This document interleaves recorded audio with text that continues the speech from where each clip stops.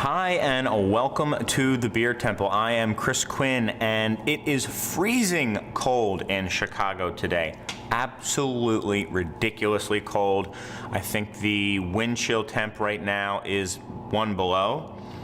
And that's just, I mean, it's supposed to be cold in winter in Chicago. I get that, but come on, we're used to mild winters nowadays in Chicago and I guess the world in general. So it caught me a little underprepared.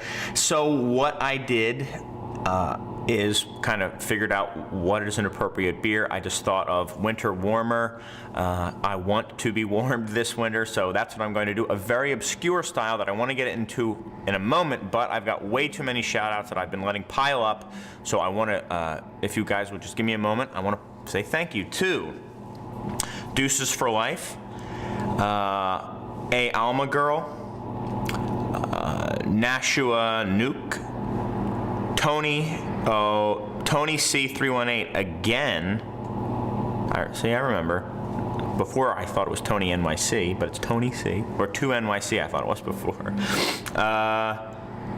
Splendid Splinter 09, Knight Rider 57, SMC Masters, and Ronald D. Gregorio. So thank you all so much for your 5-star reviews of the show. Guys, thank you, thank you, thank you. I know that these things have been a little bit wonky lately. I promise, I swear to you that I'm going to be putting these things out minimum twice a week.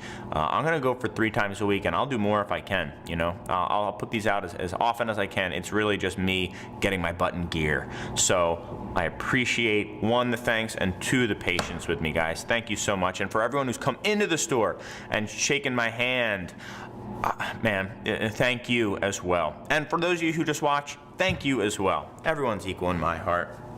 So, winter warmer, what is it? Really, it's an old ale. It's an English style. It's a strong beer, so barley wine, old ale, stock ale, something like that.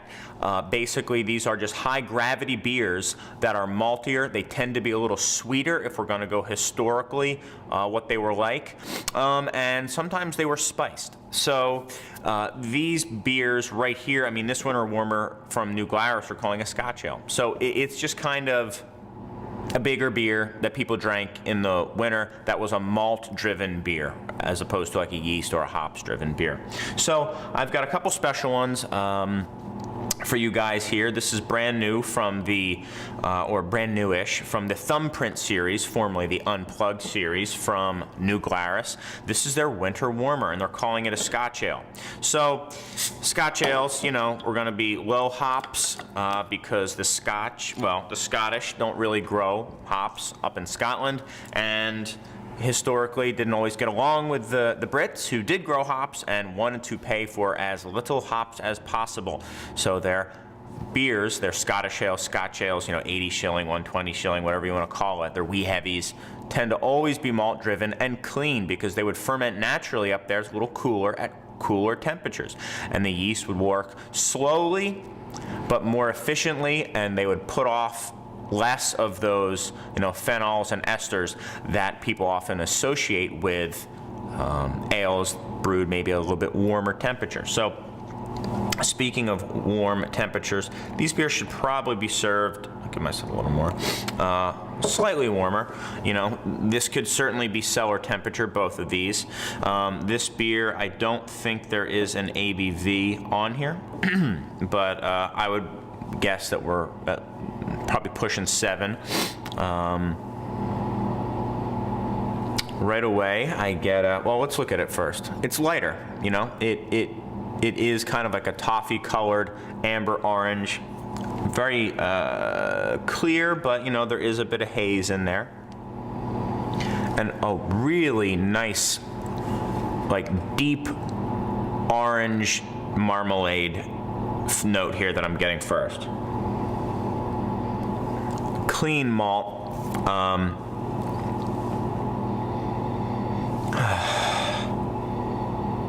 Yeah, like a grainy toffee quality to it as well. Just smells very nice. A hint of alcohol in there too, a little bit boozy, just like a sharp edge to the kind of malt character. So not a big whiff of alcohol, just like a little bit, kind of a sharp note that I get in my nose when I'm smelling these big toffee marmalade notes here. And a little bit of like a candied orange or a candied apple.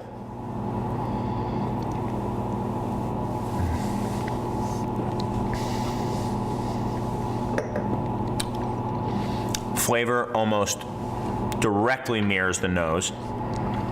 Very smooth, a little bit fuller bodied. That's from the sweetness in there, you know. As there is more sweetness, the beers tend to feel fuller in your mouth. Ends sweet too, or just off dry. You know, it's not a big sweet beer, but there is some sweetness here. No bitterness really to speak of, just faint amounts to keep it from being overly sweet.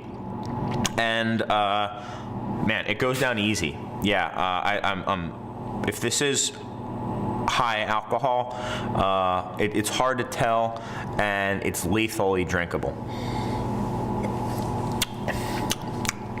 It's nice. I'm gonna go give this beer a 91. I think it's a very nice, easy drinking winter warmer. You know, with a name like winter warmer, I want something even bigger, but it's a perfectly great Scotch ale, maybe a kind of a bigger version of it. But yeah, I'm liking the winter warmer from New Glarus. You know, Wisconsin only beer as far as I know. And yeah, if you are up there, go grab yourself a bottle. Although if you are up there, you don't need me to tell you that. It's like it's like the state brewery practically. All right, and the next one is from Captain Lawrence in, what is the name of the town? They're up in New York, I know that. Pleasantville, New York. A little bit of a cultish brewery. They do smaller runs, and people really kind of clamor for some of their limited releases. This is what they call their Nor'easter, and it is a spiced winter warmer. Also bourbon barrel aged. I pulled this one from my cellar, so this is going to be batch number 4. If memory serves me correct, it's going to be like a 2010, maybe 2009 beer here. So yeah, ale brewed with elderberries aged in bourbon barrels. So very interesting. I'm curious to see what this is. And I can already tell this is more what I think of as a winter warmer. A dark, sweeter barley wine. And you can see how dark this beer is. Very much in the old ale category, and it's spice and elderberry, a very kind of, I don't know, I would think that I kind of have some wintry connotations from that one. And the bourbon would make it a little bit boozy, a little bit heavier, so could potentially be pretty darn good.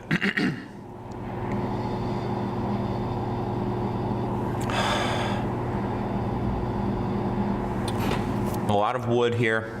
Some light kind of bourbon. Sorry, I have to actually run a business now. So, but what I was saying is definitely some oak, a little bit of a musty quality. I hope that's not from me cellaring this beer for too long. I doubt it, because it is a hefty beer here, definitely over 10%. And almost like kind of an earthy quality to it, bark, wood, stuff like that. Not a lot of the coconut or vanilla that you get from a specific bourbon barrel, but there is definitely oak there. And a lot of kind of cocoa and very malt-driven notes as well. Now I've got an audience, so I'm nervous.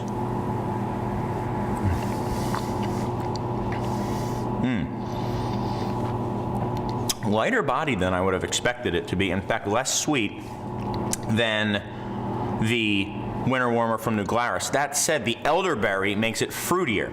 So it's drier but fruity. A little bit of that oak as well. Wow.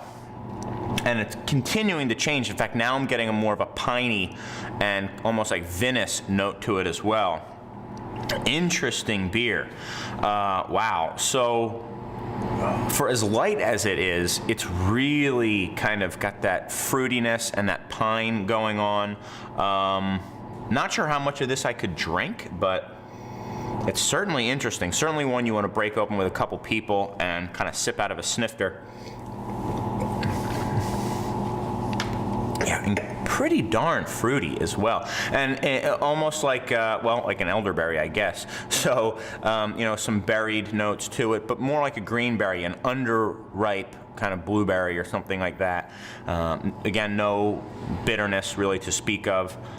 Pretty good beer. I'm gonna go 88 with this beer. Again, I just wanted it to be a little bit sturdier, a little bit hardier. The fruitiness is a little too substantial for me. I'd probably actually want to sit on this bottle for maybe a couple years, see if that fruitiness kind of subsides a little bit. But, you know, certainly interesting. I just kind of like having new beers. There's so many of the same old that people trying new things, I think, should be commended for that with a mediocre score, which is what I just did. So that's how I commend them.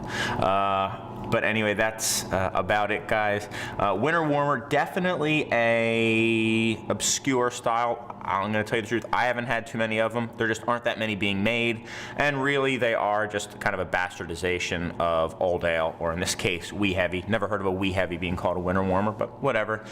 In any regard, it was freezing cold, and I wanted to do them, so thank you guys so much, and until next time, I've got some great beers to drink, and hopefully you do too.